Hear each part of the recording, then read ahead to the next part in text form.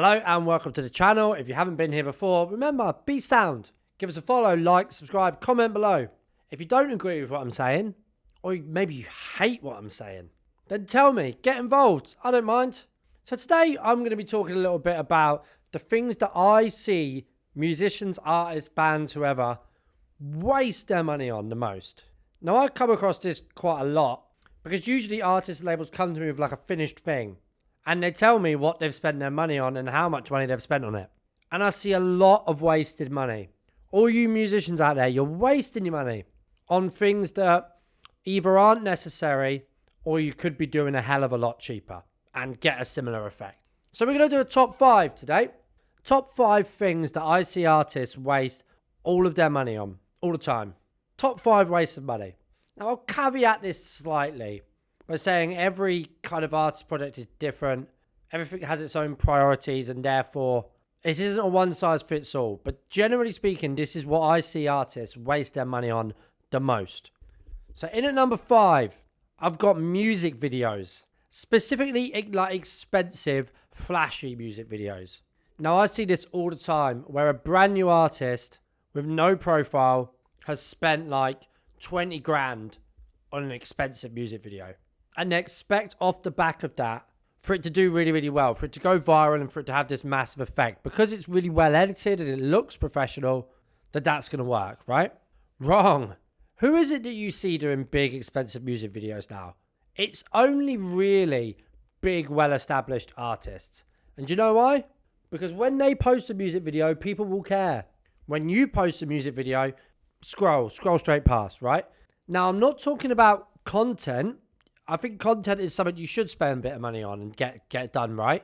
But a music video in the traditional kind of, 3.5 minute, 16:9 format, it's very, very few artists now need that. Much better spend of your money is some good content, a day of recording loads of good content and loads of ideas. So yeah, music videos, number 5. And then number 4, I've got expensive PR campaigns or overly expensive PR campaigns. So I should clarify my bias. PR is a service that we provide. And it's not so much that artists waste their money on PR, as in trying to get their music on blogs, press, interviews, all of that sort of stuff. It's that they spend a whole lot of money without any real guarantee of results.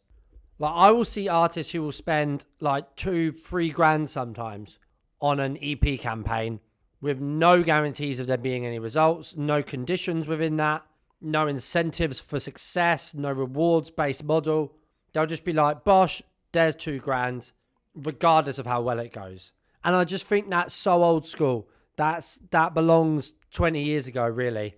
Expensive retainer PR agencies are well up there with what I see artists wasting their money on.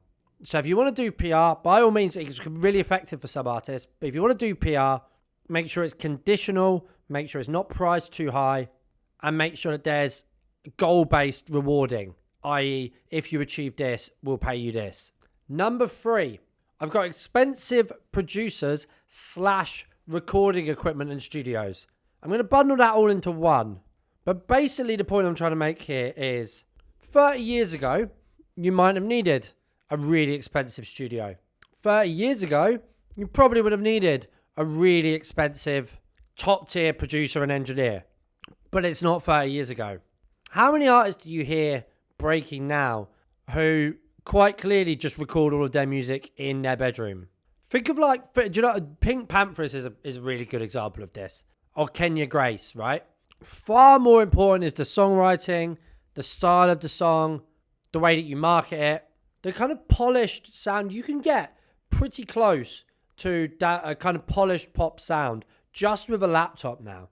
A laptop and a decent mic. And once you're a bit further down the line, once you've got a bit of maybe money behind you and you want to spend a bit of money on a more expensive production setup, fine. But when when you've got 5,000 streams, it's not necessary, man. It's really not. So the best music I have come through is just recorded at home. Someone knows a cool producer who does a collab with them. They knock it out together in their bedroom. Bosh, it's done and it's great. So yeah, expensive studios and expensive producers and expensive engineers. No. Number 2, I'm going to go for radio campaigns. But I'm going to really drill down on this and say, especially regional radio. I just don't know the value of it anymore. Who listens to regional radio? Radio is on the down anyway. Who listens to it? Who listens to BBC Radio Suffolk? I don't know that happens. The one exception that I will say is if maybe you're going on a UK tour, then it might have some value. But even then, I don't think people are going to your tour dates because they heard about you on Norfolk FM. Do you know what I mean? So regional radio, I don't see the point of it anymore. Oh, before I get to number one, I'm going to do an honourable mention for club promo campaigns, i.e. agencies who you pay a big chunk of money to promote your song to DJs. What you're basically hoping for with this is that one of them will play it on a boiler room or on a mixed mag set or something, and then you'll get all the traction from that. But that is so unlikely. What's much more likely is these promotional agencies are going to send you back a big report that says DJ Dave in Sheffield has played your song at Tiger Tiger, and DJ Dave's going to leave a little comment saying, love this one. Nah, there's plenty of tools out there which can do a very similar job and do it much better. I recommend TrackStack. That's what we use. It's great. Okay, but my number one thing that I see people waste money on, and it might seem obvious, but I still see it a lot. In at number one, buying fake streams or using bots. So I understand that some people do this by accident, or they don't really know what they're doing, and they go with an agency who does this on their behalf.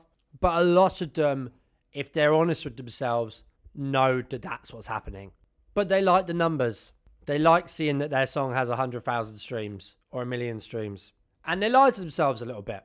In the long run though, terrible idea for all sorts of reasons. Your account can get banned. You don't get any money. Your distributor will be really, really angry with you because they can get fined for it. Streaming platforms see it instantly and you're blacklisted essentially. There's no hiding place from it. And if you do it purely because of your ego. I do have sympathy for people who are put in this situation not deliberately, didn't mean to find themselves in this scenario, and all of a sudden they've got loads of bot activity. But those who knowingly and consciously purchase fake streams, that is still the number one waste of money that I see in the music industry these days. Still quite a lot of people do it. So there we go. There's my top 5. If I've missed anything, then comment below, let me know.